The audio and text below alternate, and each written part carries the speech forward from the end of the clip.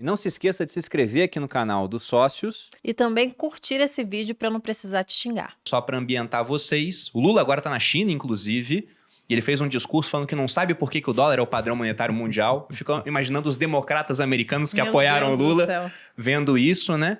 E o Brasil já tem acordo para fazer comércio com a China diretamente em yuan, sem depender do dólar. A China está fazendo a mesma coisa com os russos, com os árabes da Arábia Saudita, com os iranianos. Deve fazer com outros países, já que é um parceiro comercial muito relevante para boa parte do globo. E isso poderia ameaçar a posição do dólar. Então, o que vocês acham? Essa queda tem a ver com isso? Realmente o dólar está correndo perigo? Qual a opinião de vocês?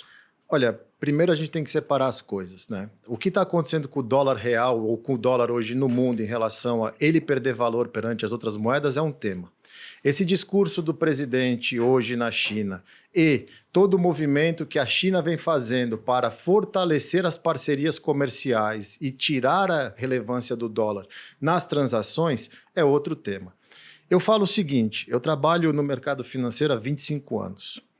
Eu já vi de tudo. Crise, terrorismo, pandemia e tudo mais. O dia que acontecer uma caca no mundo, como foi a pandemia, como foi o terrorismo de 11 de setembro, como foi a crise de 2008, e o mundo não correr para o dólar e para ativos dolarizados, a gente começa a se preocupar. Porque agora que está tudo bem, está tudo muito bonito, é muito fácil falar.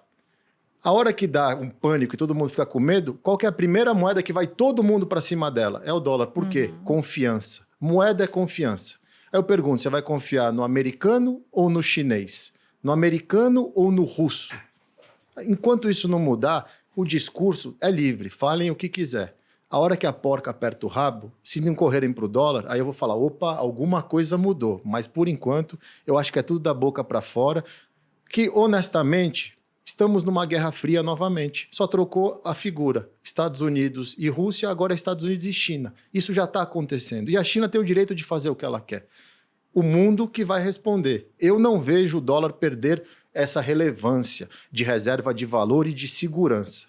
Mas, vindo de presidente do Brasil, chinês, russo, colombiano, desculpa, eu não tenho nenhum medo da importância do dólar no mundo e continuo afirmando. Dólar vai ser dólar na minha geração, na dos meus filhos, nas dos meus netos e por aí vai. Como é que está lá fora o sentimento do americano? O americano... Estava noticiando muito isso lá, né? Sim, sim. Mas o americano está muito mais preocupado com um negócio chamado inflação que ele não conhece do que com medo de perder as coisas, a relevância que ele tem no mundo. A gente tem um componente democrata hoje no poder que atrapalha. Porque o democrata está muito mais focado em temas que não são relevantes. Você vê o Biden e o staff dele não falam disso, mas estão falando de energia verde, do problema dos gêneros que tem nos Estados Unidos, mais problemas internos. E os Estados Unidos, como um todo, tem um problema muito sério que é a inflação. O americano não sabe lidar com isso e a gente vê lá isso, o que está acontecendo. A situação lá está muito complicada para o americano normal, que é um cara que viveu a vida inteira com essa geração, principalmente com juros baixos. O americano vive endividado, ele se alavanca bastante. E agora a gente está vendo um banco central subir juros já na casa de 5%. Por mais que os dados essa semana deram uma aliviada, provavelmente, usando o discurso do Roberto Campos ontem, vamos para 5,25 para ele poder parar, vai dar mais uma dose do remédio e vai ficar por um longo período. O que isso faz? Desacelera a economia.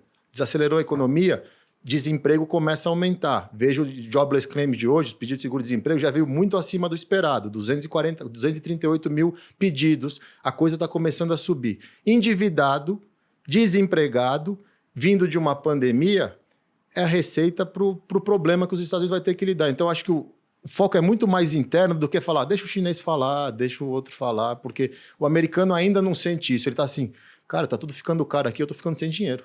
Isso que me preocupa, né? Exatamente. E acho que quando a gente volta aí, né, para esse tema, falando principalmente de China, é só você lembrar que a China, né, depois dos Estados Unidos, é o país que tem mais reserva em dólar do mundo. Então, não adianta, né, você querer achar que o dólar perdeu valor e tal, porque a própria reserva dos países de lá também estão assim em dólar, né? Então, acho que esse é um ponto muito relevante aí, que a gente tem que sempre lembrar, porque o dólar tem o seu valor ali e vai continuar tendo, né? E quando a gente olha para dentro do mercado também americano, né? Muito do que você falou. Eu também já morei lá um tempo, e assim, o americano em si, ele não está muito comparando quanto que vale o dólar aqui em relação ao euro, em relação ao ien ou em relação ao real. Ele está preocupado com a economia dele lá interna, né? E lá o grande problema é a inflação, que tem mais de 40 anos que eles não vivem algo parecido, né? Eu não lembro, né, como pessoa, talvez eu tenha pego, mas uma taxa de juros tão alta assim nos Estados Unidos desde que eu me entendo por gente. Sim. Eu não lembro disso. Acho uma chance, inclusive, imperdível, porque o pessoal fica aqui, nossa, tô vendo lá o título público pagando IPCA mais 6. Lá fora você pega algo pagando dólar mais 5, pô. E é risco soberano, né? É treasury, ou seja, é o tesouro americano. Você está emprestando dinheiro para o governo, que é o mais poderoso do mundo, dono da máquina de imprimir dólar e da maior máquina de guerra que existe na história. E uma pergunta ainda sobre essa questão do dólar. E esse valor abaixo de R$5? O que chega de pergunta é assim, e aí? Tá na hora, como se fosse uma única hora para você ir lá e dolarizar tudo, né? Tá na hora de pegar dólar, vai cair mais. O que vocês acham? Olha, tem um ponto técnico. As pessoas que falam, e como a Malu muito bem falou, é muito difícil prever o movimento da moeda, porque a gente passa vergonha. Eu trabalhei quase 10 anos na BTG e o Esteve sempre falava isso. Você quer deixar um economista de calça curta, pergunta para ele o que ele acha da moeda para daqui a 6 meses. Todo mundo fica perdido. Porém, eu consigo explicar em todos os detalhes o que está acontecendo com o real nesse exato momento. Por quê? Porque é técnico. A gente teve, o mês passado, finalmente, lampejos do que vai ser esse governo em relação ao arcabouço fiscal. Deu previsibilidade.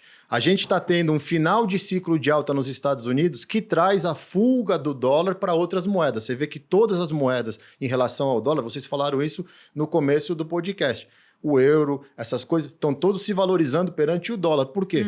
Acabou o ciclo de alta, está perto de acabar, o pessoal começa a se alocar para o outro lado.